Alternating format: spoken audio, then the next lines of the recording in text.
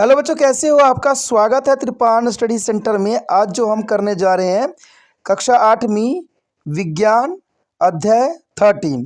और यहाँ हमारे समक्ष जो टॉपिक आया है साउंड यानी ध्वनि, जो कि काफ़ी महत्वपूर्ण है। इसमें हम इसके अंतर्गत आज जो है टेक्स्ट बेस जो है आधारित हम एमसीक्यू करने जा रहे हैं। ये एमसीक्यू काफ़ी महत्वपूर्ण रहेगा एग्ज़ाम पॉइंट ऑफ व्यू से। इसमें जो है एमसीक्यू के हर एक बात को हम डिस्कस करेंगे, जानेंगे और समझेंगे। और ये आपके समक्ष हिंदी इंग्लिश माध्यम दोनों में ही रहेगा, तो ये काफ़ी महत्वपूर्ण रहने वाला है। चलिए देखते हैं हमारा आज टॉपिक क्या है। यहाँ पर जो हम चैप्टर करने जा रहे हैं काफ़ी महत्वपूर्ण है। चैप्टर है ध्वनि, यानी कक्षा 8वीं सीबीएसई एनसीईआरटी के अंतर्गत साइंस का जो हमारा चैप्टर है ध्वनि, ये काफ़ी महत्वपूर्ण है। और देखा जाए तो बच्चों के एग्ज़ाम के लिए काफ़ी महत्वपूर्ण भी रहेगा। और साथ में ये क्वेश्चन तो देखा जाए तो छोटे क्लास का है, लेकिन ये बड़े बड़े क्लास के बच्चों के लिए भी महत्वपूर्ण हो सकते हैं। जो बच्चे कॉम्पिटिटिव एग्ज़ाम की तैयारी कर रहे हैं उनके लिए भी ये क्वेश्चन रामबाण से कम नहीं होगा। तो सभी के लिए ये महत्वपूर्ण है। सभी को सोचना चाहिए, विचार करना चाहिए और आगे बढ़ना चाहिए। चलिए देखते हैं हमारा यहाँ पर क्वेश्चन क्या आया है। क्वेश्चन है, किसी पिंड का उसकी माध्य स्थिति से अधिकतम विस्थापन कहलाता है। देखिए, किसी पिंड, कोई पिंड है, उसकी माध्य स्थिति से अधिकतम विस्थापन क्या कहलाता है? क्या हम उसे आयाम कहते हैं, या बी दोलन कहते हैं, या सी सर्वाधिक गति कहते हैं, या डी आवृत्ति कहते हैं? क्वेश्चन यहाँ पर बहुत ही क्लियर है। तो सबसे पहले तो आपको इसका आंसर देना चाहिए। आप अपना जो है नोटबुक निकाल लीजिए और यहाँ पर ऑप्शन लिख लीजिए कि कौन सा ऑप्शन आपका सही है। अगर ये भी नहीं कर सकते हो तो आपके मोबाइल पे जो है कमेंट करने की ऑप्शन होती है, उस पर आप अपना सही आंसर लिख के भेज सकते हो। इससे ये होगा कि आपका अपना आंसर चेक हो जाएगा कि आप कितना जो पेपरों की तैयारी में लगे हुए हो। ठीक है, तो आपने अपना आंसर दे दिया होगा, कमेंट भी कर दिए होगे। तो ये क्वेश्चन यहाँ क्लियर है कि किसी पिंड का उसकी माध्य स्थिति से अधिकतम विस्थापन क्या कहलाता है। ठीक है, देखिए हम उसको आवृत्ति तो नहीं कहते। आवृत्ति का मतलब था फ्रीक्वेंसी। फ्रीक्वेंसी तो हम नहीं कह सकते हैं उसको। सी है सर्वाधिक गति, गति भी हम नहीं कह सकते। ठीक है, दोलन नहीं, दोलन भी कहना सही नहीं है, नहीं कह सकते हम इसको जो है दोस्तों आयाम कहते हैं। यानी किसी पिंड की उसकी मध्य स्थिति से अधिकतम विस्थापन कहलाता है आयाम। तो ए ऑप्शन के साथ आप जा सकते हो। आपका ए ऑप्शन जो है करेक्ट है। आप अपने नोटबुक पे ए ऑप्शन चेक कर सकते हो कि आपने सही दिया है कि नहीं। चलिए देखते हैं अगला क्वेश्चन हमारे समक्ष क्या है। देखिए, अगला क्वेश्चन हमारे समक्ष आ गया है। क्वेश्चन काफ़ी महत्वपूर्ण है। क्वेश्चन है कि 20 सेल्सियस पर ध्वनि का वेग लगभग कितना होता है? जब 20 सेल्सियस टेम्परेचर होता है तो उस समय ध्वनि का वेग किस प्रकार कार्य करता है? क्या ए 3400 मीटर पर सेकेंड के हिसाब से कार्य करता है, या बी 340 मीटर सेकेंड के हिसाब से काम करता है, या सी 430 मीटर सेकेंड के हिसाब से, या डी 304 मीटर सेकेंड के हिसाब से? क्वेश्चन काफ़ी महत्वपूर्ण है और आप भी अपना जो है आंसर कमेंट बॉक्स में लिख सकते हो।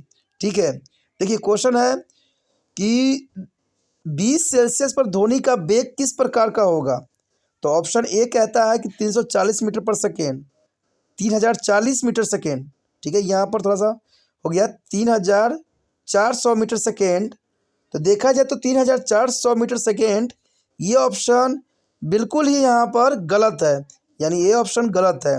बी कहता है 340 मीटर सेकेंड, 340 मीटर सेकेंड।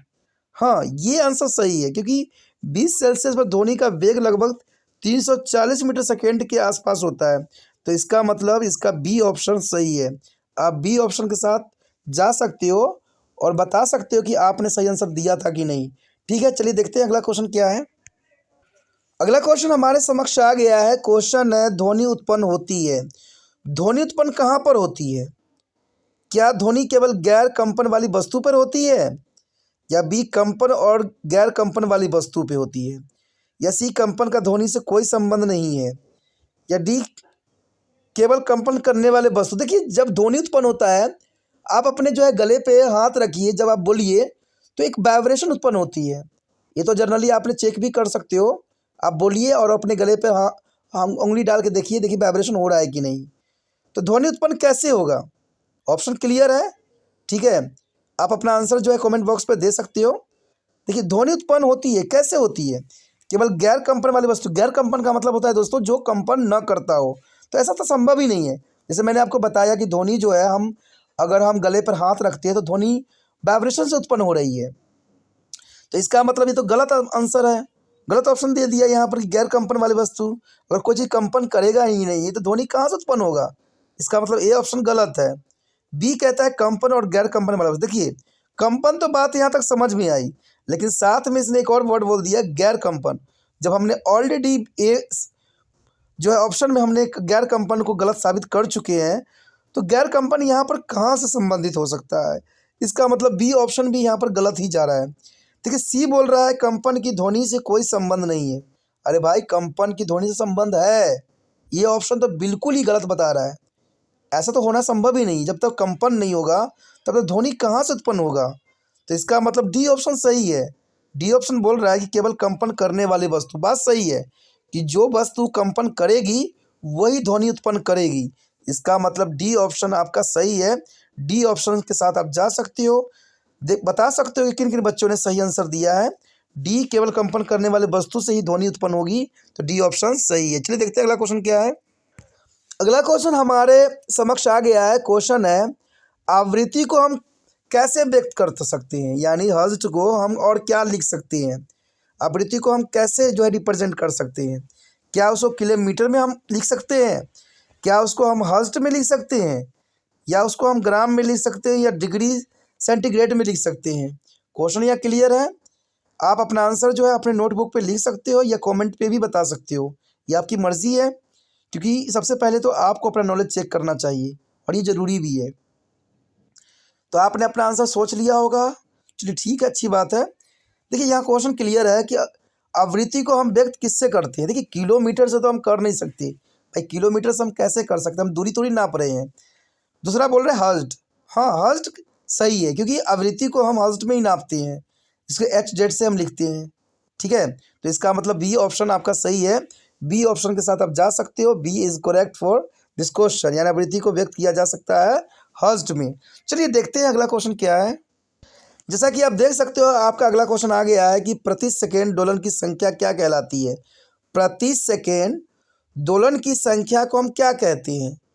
क्या दोलन का आयाम कहते हैं हम, या बी दोलन की पिच कहते हैं, या सी दोलन की आवृत्ति कहते हैं, या डी उपयुक्त में से कोई भी आंसर यहाँ पर सही नहीं है? तो आप अपना आंसर जो है चुन सकते हो, अपना आंसर लिख सकते हो और मुझे बता सकते हो।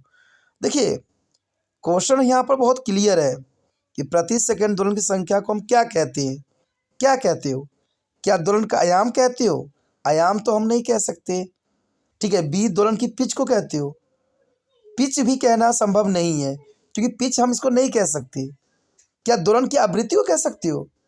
हाँ ये बात सही है कि दोलन की आवृत्ति को जो है हम यहाँ पर कह सकते हैं, यानी दोलन की आवृत्ति जो है प्रति सेकंड दोलन की संख्या कहलाती है। दोलन की आवृत्ति प्रति सेकंड दोलन की संख्या को कहलाती है।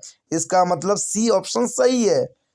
सी ऑप्शन सही है, दोलन की आवृत्ति। आप सी ऑप्शन के साथ जा सकते हो। चलिए देखते हैं अगला क्वेश्चन क्या है हमारे समक्ष। अगला क्वेश्चन हमारे समक्ष आ गया है। क्वेश्चन है ध्वनि की तीव्रता किसके द्वारा निर्धारित की जाती है? देखिए ध्वनि की जो तीव्रता होती है, जो ध्वनि की स्पीड होती है, आखिर ध्वनि की तीव्रता किसके द्वारा निर्धारित की जाती है?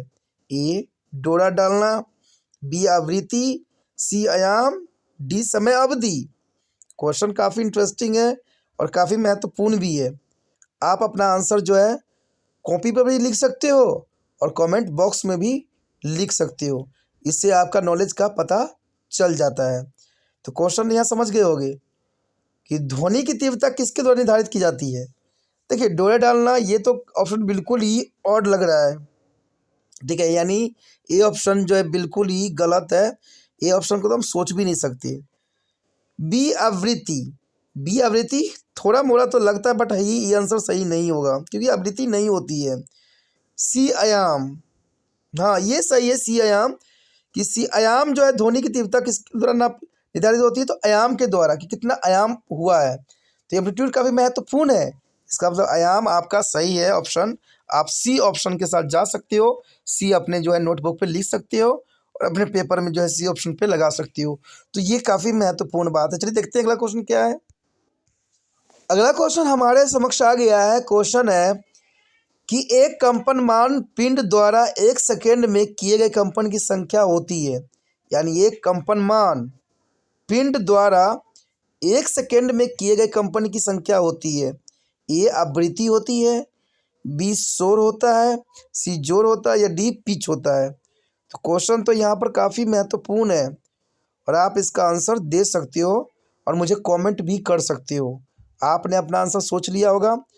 देखिए क्वेश्चन यहाँ क्लियर है कि एक कंपनमान पिंड द्वारा 1 सेकेंड में किए गए कंपन की संख्या होती है। देखिए 1 सेकेंड कितनी होती है, इट मीन टू द यहाँ पर जो आवृत्ति है, क्या आवृत्ति सही है? हाँ आवृत्ति सही होगा क्योंकि एक कंपन पिंड द्वारा 1 सेकेंड में किए कंपन की संख्या को हम आवृत्ति ही कहते हैं। ठीक है, आवृत्ति इसका मतलब ए ऑप्शन सही है। आप ए ऑप्शन के साथ जा सकते हो, ए ऑप्शन सही है। चलिए देखते हैं अगला क्वेश्चन क्या है। देखिए अगला क्वेश्चन हमारे समक्ष आ गया है। क्वेश्चन है वॉइस बॉक्स को वॉइस बॉक्स भी कहा जाता है और उसको हम क्या कह सकते हैं। ठीक है, वॉइस बॉक्स को और क्या किस नाम से हम जान सकते हैं। क्या उसको हम पेट कहते हैं, क्या हम उसको दिल कहते हैं, क्या हम इसको शीश जो है स्वर तंत्र कहते हैं या डी मुंह कहती है। देखिए ऑप्शन देखने से ही पता लग जाता है कि इसका सही आंसर क्या हो सकता है। क्वेश्चन जो इतनी अटपटा दे रखा है, इसका आंसर जो है क्लियर है। आप भी अपना आंसर चूज़ कर लिए होगे और लिख भी दिए होगे। ठीक है, तो ये अच्छी बात है। देखिए वॉइस बॉक्स को और हम क्या कह सकते हैं। क्वेश्चन में जो यहाँ पर थोड़ा मिस प्रिंट हो रखा है कि वॉइस बॉक्स को हम और क्या कह सकते हैं, ये क्वेश्चन है। थोड़ा सा मिस प्रिंट होती रहती है, इसका कोई टेंशन नहीं है। ठीक है, तो क्वेश्चन तो आपको मैंने समझा ही दिया है कि वॉइस बॉक्स को हम क्या कहते हैं। क्या उसको हम पेट कहते हैं, क्या दिल कहते हैं या स्वर तंत्र कहते हैं या डी मुंह कहते हैं। तो इसका आंसर जो है करेक्ट आपको पता लग ही गया होगा, स्वर तंत्र कहते हैं यानी लैरिंक्स कहते हैं। वॉइस बॉक्स को जो दूसरा नाम होता है स्वर तंत्र, यानी सी ऑप्शन इसका सही है। सी ऑप्शन के साथ आप जा सकते हो और सी करेक्ट है, स्वर तंत्र। चलिए देखते हैं अगला क्वेश्चन क्या है। अगला क्वेश्चन आपके समक्ष आ गया है। क्वेश्चन है ध्वनि एक प्रकार की होती है। ध्वनि किस प्रकार की होती है, ध्वनि से क्या होता है। ए काम, बी ऊर्जा, सी बल, डी दबाव। देखिए जब भी कोई चीज़ में से ध्वनि निकलता है ना, आपने कभी एक बात सोचा है कि मोबाइल आपका गर्म क्यों हो जाता है। अगर आपका मोबाइल अगर आप उसमें आवाज़ फुल्ली वॉल्यूम करके रखोगे तो बहुत जल्दी गर्म हो जाएगा क्योंकि साउंड प्रोड्यूस हो रही है। अगर उसको म्यूट कर देते हो तो वो कम गर्म होगा। तो इससे आप समझ सकते हो, अंदाज़ा लगा सकते हो कि ध्वनि एक प्रकार की क्या है, ऊर्जा है। ध्वनि जो एक प्रकार की क्या है, ऊर्जा। इसका मतलब बी ऑप्शन सही है। बी ऑप्शन के साथ आप जा सकते हो। यहाँ पर बी ऑप्शन जो है ऊर्जा, ध्वनि एक प्रकार की ऊर्जा है। ठीक है, तो ये बी ऑप्शन आपका सही है। चलिए देखते हैं अगला क्वेश्चन क्या है। देखिए अगला क्वेश्चन हमारे समक्ष आ गया है। क्वेश्चन है कि मानव कान की श्रवण सीमा कितनी है। जो इंसानों की कान होती है, जो आप सुनते हो, आप कितने हर्ट्ज तक ध्वनि को सुन सकते हो। क्वेश्चन तो क्लियर है ना कि मानव कान यानी हमारे कानों की सुनने की सीमा कितनी है, हम कितने हर्ट्ज तक सुन सकते हैं। क्या ए 20 हर्ट्ज से लेकर 20,000 हर्ट्ज तक, बी 20 हर्ट्ज से कम की आवाज़ सुन सकते हैं, सी 20,000 हर्ट्ज से अधिक, या डी 20 से 25,000 हर्ट्ज तक। देखिए क्वेश्चन काफ़ी इंपॉर्टेंट है बट आप अपना आंसर जो है चुन सकते हो, अपना आंसर बता सकते हो कि आप महत्वपूर्ण हो। आपने आंसर अपना चुन लिया होगा। देखिए क्वेश्चन है क्लियर कि मानव कान की श्रवण सीमा कितनी है, 20 हर्ट्ज से 25,000 हर्ट्ज। देखिए हम जो है 25,000 हर्ट्ज तो हमारा सुनना नामुमकिन ही नहीं है, तो इसका मतलब डी ऑप्शन गलत जा रहा है। सी देखिए 20,000 हर्ट्ज से अधिक, भाई 20,000 हर्ट्ज से अधिक हम नहीं सुन सकते, तो ये ऑप्शन तो बिल्कुल ही गलत है। अब बोल रहा है 20 हर्ट्ज से कम, 20 हर्ट्ज से कम तो हमारा सुनने की क्षमता ही नहीं है। ठीक है, हम नहीं सुन सकते 20 हर्ट्ज की आवाज़ को। तो इसका मतलब ए ऑप्शन सही है। हम 20 हर्ट्ज से लेके 20,000 हर्ट्ज तक के बीच की आवाज़ों को ही सुन सकते हैं। यानी आपने देखा होगा फिल्मों में चमगादड़ की आवाज़ दिखाई देती है, लेकिन दोस्तों वो चमगादड़ की आवाज़ नहीं होती है, वो चमगादड़ की पंखों की आवाज़ होती है। क्योंकि चमगादड़ जो है बहुत ही तगड़ी अल्ट्रावायलेट साउंड छोड़ता है, जो हमारे कान से पहुँच से बिल्कुल ही अधिक होता है। और आपने देखा होगा छोटे बच्चे जो होते हैं ना, 20 हर्ट्ज से भी नीचे की आवाज़ सुन लेते हैं। तभी तो घर में कोई बच्चा होता है तो हम कहते हैं कि आवाज़ मत करना, नहीं तो बच्चे उठ जाएंगे। तो इसका मतलब उसका जो है 20 हर्ट्ज से भी कम ध्वनि क्षमता है। ठीक है, हम जो है बड़े हो जाते हैं, यंग हो जाते हैं, तो छोटे छोटे आवाज़ हमें सुनाई नहीं देता है। यानी 20 हर्ट्ज से कम नहीं सुनाई देता है और 20,000 से अधिक आवाज़ सुनाई नहीं देता है। 20,000 से अधिक आवाज़ सुनिएगा तो आपका कान का पर्दा फट जाएगा, आपको कुछ सुनाई ही नहीं देगा। इसलिए चमगादड़ की आवाज़ हमें नहीं सुनाई देती। तो आप समझ गए होंगे कि इसका ए ऑप्शन सही है। आप ए ऑप्शन के साथ जा सकते हो। चलिए देखते हैं अगला क्वेश्चन हमारे समक्ष क्या है। अगला क्वेश्चन आपके समक्ष आ गया होगा। क्वेश्चन है ध्वनि की पिच इससे निर्धारित होती है। ध्वनि की जो पिच होती है, ध्वनि यानी साउंड, साउंड की जो पिच होती है किस बात पर निर्धारित होती है? ये आवृत्ति, बी गति, सी आयाम, डी जोर। तो आप अपना आंसर जो है यहाँ पर चुन सकते हो और मुझे आंसर बता सकते हो कि आपका आंसर क्या है। ठीक है, कमेंट भी कर सकते हो। यहाँ पर क्वेश्चन क्लियर है कि ध्वनि की पिच इसी से निर्धारित होती है। किससे निर्धारित होती है? क्या जोर से, या आयाम से, या गति से, या आवृत्ति से? तो इसका जो ऑप्शन होगा ए सही है। यानी ध्वनि की जो पिच होती है इसको हम निर्धारित करते हैं आवृत्ति से। ठीक है, तो यानी साउंड की जो पिच होती है हम इसको आवृत्ति से निर्धारित करते हैं। तो इसका ए ऑप्शन यहाँ पर सही है। आप ए ऑप्शन के साथ जा सकते हो। चलिए देखते हैं अगला क्वेश्चन क्या है हमारे समक्ष। अगला क्वेश्चन आपके समक्ष आ गया होगा। क्वेश्चन बहुत ही काफ़ी दिलचस्प है। एक अल्ट्रासाउंड उपकरण आवृत्ति पर काम करता है। देखिए अल्ट्रासाउंड किस फ्रीक्वेंसी पर काम करता है, ये काफ़ी महत्वपूर्ण है ना, कि एक अल्ट्रासाउंड उपकरण किस आवृत्ति पे काम करता है। क्या ए 20,000 हर्ट्ज से अधिक पे काम करता है, या बी 10,000 हर्ट्ज से अधिक पे काम करता है, या सी 20,000 हर्ट्ज से कम, या डी 10,000 से कम पर? तो क्वेश्चन काफ़ी महत्वपूर्ण है। अगर आपको आंसर पता है तो आप मुझे कमेंट करके भी बता सकते हो या अपने नोट कॉपी पे भी नोट कर सकते हो। तो काफ़ी महत्वपूर्ण रहेगा, इससे आप चेक कर सकते हो कि आपका आंसर सही क्या है। तो क्वेश्चन क्लियर है कि एक अल्ट्रासाउंड उपकरण आवृत्ति काम करता है, कितने हर्ट्ज पे काम करता है? क्या 10,000 से कम हर्ट्ज पे काम करता है? देखिए 10,000 से तो संभव ही नहीं है। और यहाँ पर ऑप्शन भी बहुत दिलचस्प दिया हुआ है। देखिए एक बार कम दे रखा है तो एक बार अधिक दे रखा है, यानी सी डी। तो मैं आपको बता दूं कम पे तो काम करेगा ही नहीं, दोनों कंडीशन गलत होगा। यानी सी डी दोनों ही गलत है। हम इसको तो देखना भी नहीं चाहेंगे, क्योंकि अल्ट्रासाउंड उपकरण इससे अधिक आवृत्ति पे काम करता है, न कि कम पे काम करता है। और देखिए हमने ये बोल दिया किसी 20,000 से कम पे, तो इसका मतलब देखिए बी जो ऑप्शन है 10,000 से अधिक, तो 20,000 से तो कम ही हुआ ये। इसका मतलब बी भी जो है एलिमिनेट हो गया, तो ऑप्शन ए रह गया सही। तो यानी 20,000 हर्ट्ज पे से अधिक पे हमारा जो है एक अल्ट्रासाउंड उपकरण आवृत्ति पर काम करता है। तो इसका मतलब ए ऑप्शन सही है। आप ए ऑप्शन के साथ जा सकते हो। चलिए देखते हैं अगला क्वेश्चन क्या है हमारे समक्ष। अगला क्वेश्चन हमारे समक्ष आ गया है। क्वेश्चन काफ़ी इंटरेस्टिंग है कि पुरुष की आवाज़ स्त्री की तुलना में भारी होती है क्योंकि। देखिए क्वेश्चन बहुत क्लियर है। आपने जो है स्त्री की आवाज़ सुने होंगे, जो औरतें होती है बहुत ही पतली आवाज़ से बात करती है। आखिर क्यों? क्या उनके गले में जो है एक स्वर का ध्वनि होती है? कभी भी औरतें की आवाज़ देखिए बहुत ही छोटी पिच होती है और पुरुषों की आवाज़ बहुत तिखी होती है। आखिर क्यों? ऐसा क्या कारण है? देखिए एक महिला की स्वर रज्जु लंबी होती है। जो रज्जु होती है क्या वो लंबी होती है? बी पुरुष स्वर रज्जु छोटी होती है, सी पुरुष स्वर रज्जु लंबी होती है, डी अवधारणा संबंधी यहाँ नहीं है। क्वेश्चन तो काफ़ी महत्वपूर्ण है, कि औरतों की आवाज़ इतनी पतली क्यों होती है। ठीक है, आप अपना आंसर दो जो है सोच भी सकते हो, कमेंट भी कर सकते हो, अपने कॉपी पे लिख भी सकते हो। तो ये काफ़ी दिलचस्प रहेगा। अब देखिए क्वेश्चन यहाँ क्लियर है कि पुरुष की आवाज़ स्त्री की तुलना में भारी होती है, इसका कारण क्या है। महिलाओं की स्वर रज्जु लंबी, देखिए अगर महिलाओं की स्वर रज्जु लंबी होती है ना, जिन महिलाओं की स्वर रज्जु लंबी होगी उनका आवाज़ जो है भारी होगा और काफ़ी मतलब तगड़ी होगी। कभी भी बोलेगा तो उच्च आवाज़ में ही बोला जाएगा। तो इसका मतलब उस औरत की जो है स्वर रज्जु लंबी होगी। तो इसका मतलब ये जोर की बात कर रहा है, तो इसका मतलब ये तो नहीं ऑप्शन सही हो सकता है। पुरुष स्वर रज्जु छोटी, अब जैसे कि मैंने बात बोला कि पुरुषों की आवाज़ बहुत ही कड़ा होता है, तो छोटी की तो बात होगा नहीं। इसका मतलब बी ऑप्शन भी गलत यहाँ हो रहा है।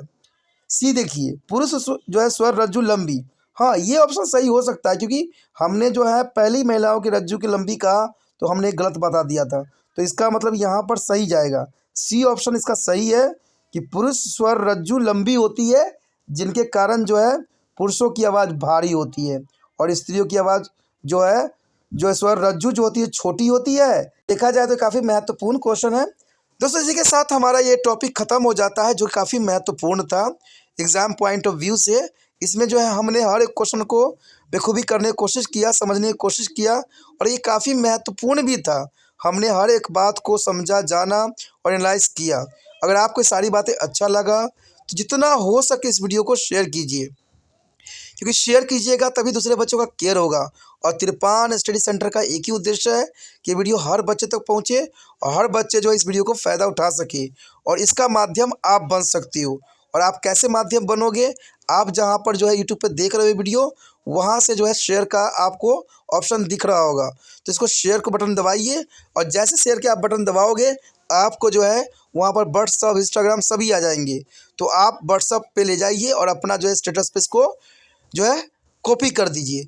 इससे कि ये होगा कि जो बच्चे आपके कांटेक्ट में होंगे उन तक भी वीडियो ये आसानी से पहुंच जाएगा, जो काफ़ी महत्वपूर्ण रहेगा। तो इसलिए सोचिए नहीं दोस्तों, जितना हो सके शेयर कीजिए। अगर शेयर कीजिएगा तो आने वाला समय में आपको एसएसटी के एमसीक्यू भी देखने को मिलेंगे, मैथ के भी एमसीक्यू आपको नज़र आएगा। तो ये सब तब होगा जब आप शेयर कीजिएगा। पहली बार मेरे चैनल पे आए हो, पहली बार वीडियो देख रहे हो, समझ में आ रहा है, अच्छा लग रहा है और चाहते हो कि और भी वीडियो आपको इसी प्रकार प्राप्त होता रहे, तो दोस्तों सोचना नहीं है, विचार नहीं करना है, चैनल को सब्सक्राइब करके अपने मोबाइल में सेव करना है। क्योंकि आपको तो पता ही है कि तिरपान स्टडी सेंटर 8th क्लास से लेकर एमए तक के बच्चों के लिए महत्वपूर्ण है। यानी आज आप यहाँ पर 8वीं क्लास में हो, अगर एक बार सब्सक्राइब कर लोगे तो एमए तक जो है तिरपान स्टडी सेंटर के साथ जुड़े रहोगे। इसे सोचिए नहीं, विचार न कीजिए, अभी तिरपान स्टडी सेंटर को सब्सक्राइब करके अपने मोबाइल में सेव कीजिए।